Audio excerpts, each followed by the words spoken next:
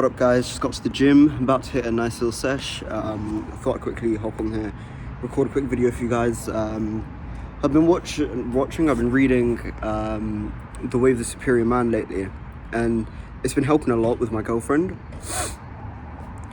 Are you loving your woman correctly? Now, a lot of guys get this wrong, and lately when you're with a girl, or like guys that are married, guys that are in couples, most marriages end in divorce in this day and age. Like, the statistics show that most marriages end in divorce, and if they don't end in divorce, they end up in a dead marriage where one of the partners is cheating, or it's an open marriage, or sexless marriages where there's like they're inert. There's no emotion, there's no passion, there's no lust, there's no love, there's no spark or anything. And it's just this inert relationship that you have, which that you end up only being with that person for the benefit of being married or being together, not being alone, or for like the sake of the kids, or for the sake of like being able to support the household so we can both live in a house together, because the economy is fucked. And all of that is like, if you're anything like me, bro, you don't want to end up in a marriage like that. You want to end up in a marriage where there's still that spark, there's still that lust, there's still that love, there's still that passion, you know? And this book honestly has helped so much in terms of keeping that spark alive in my relationship.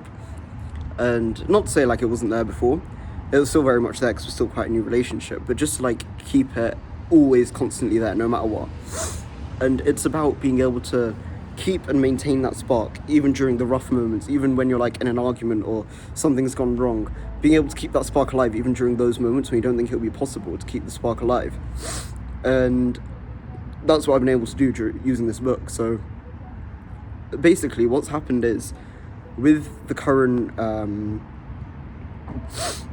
societal situation of the sexes and the sexual polarity of the world, and people generally, like society as a whole, women are being forced to be more masculine. They're being raised to be more masculine, and men are being raised to be more feminine. Men saying, oh, it's fine, open up about your feelings and be this and be that, and take a more laid-back position. You don't need to be as stubborn, you don't need to be as masculine, like it's all like toxic masculinity and all this sort of crap. And then with women, they're always told to like be an independent girl boss and get like a high-paying job, and you don't need no man, kill all men, hate all men, you just need to be by yourself, you'll be happy. And that's like what it means to be an ultimate woman.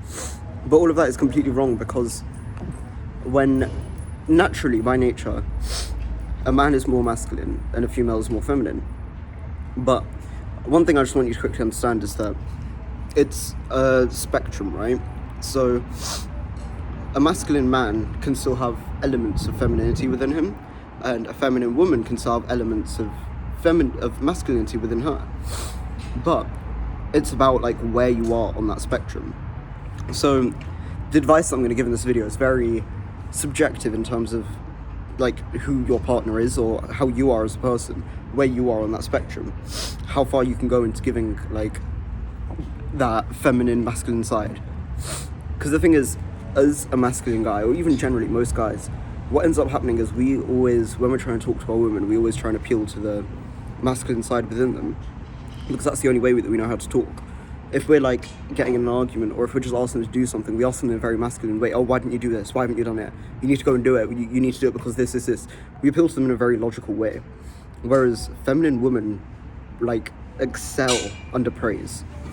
When you come to your woman and say for example, like, I don't know, maybe you got in an argument and she hasn't been making dinner for the past few days for you, and you're just there thinking, oh, I really want dinner, and it's like really unfair. You're thinking, how can I approach this in a masculine way of like, well, obviously you're not thinking about it like that, but you come at it a very masculine way, like, oh, why haven't you been making dinner? I'm so hungry.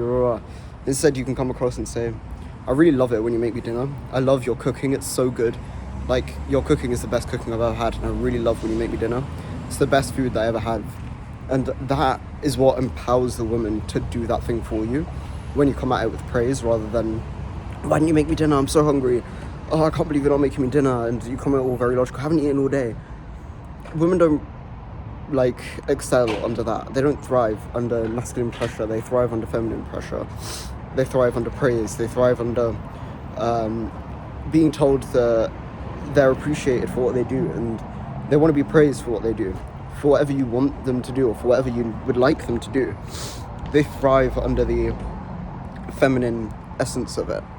And that's what I think men just need to get better at doing, because we're never taught, like, this is how you should talk to a woman, this is how you should treat a woman, this is how you should speak to them. Instead, we come at this with a masculine, almost very, like, authoritative, trying to take lead, trying to take control, trying to be all controlling, like, no, you need to do this, or very logical.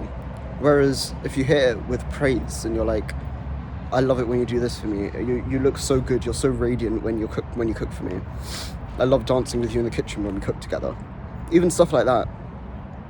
Saying it something along the lines of that will make the woman actually want to do it for you.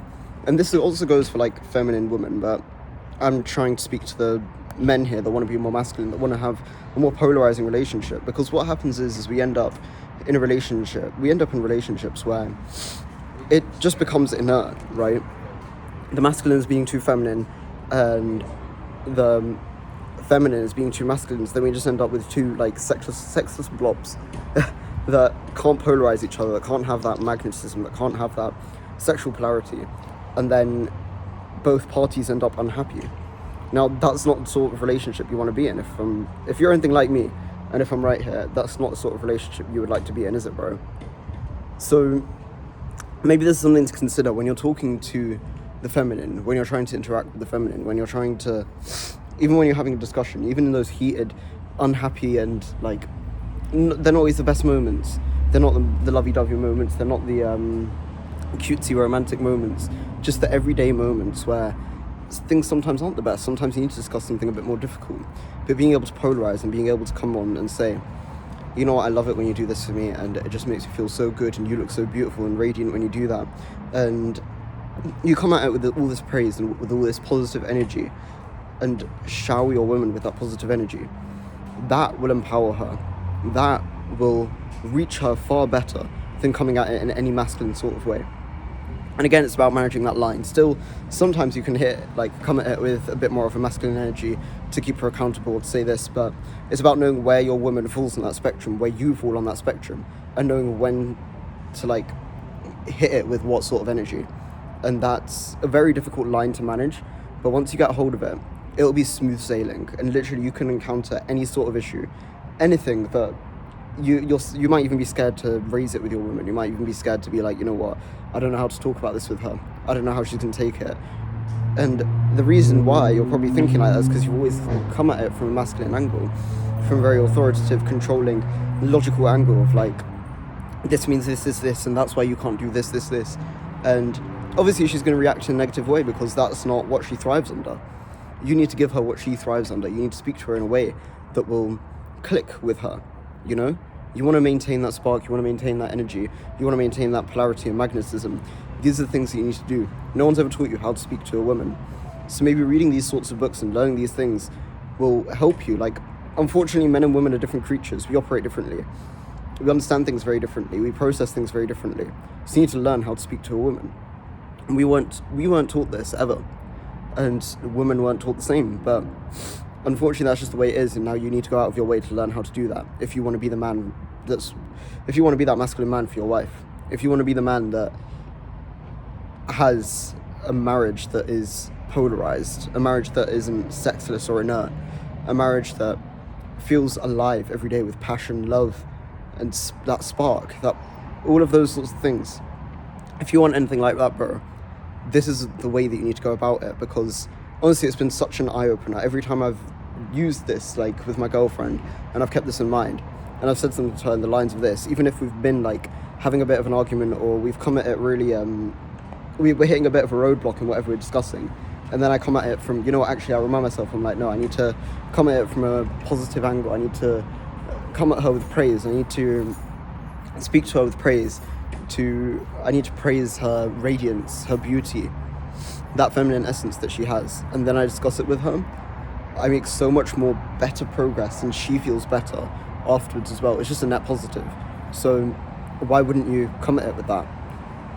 You get what you want out of at the end of the day, and you both end up better off.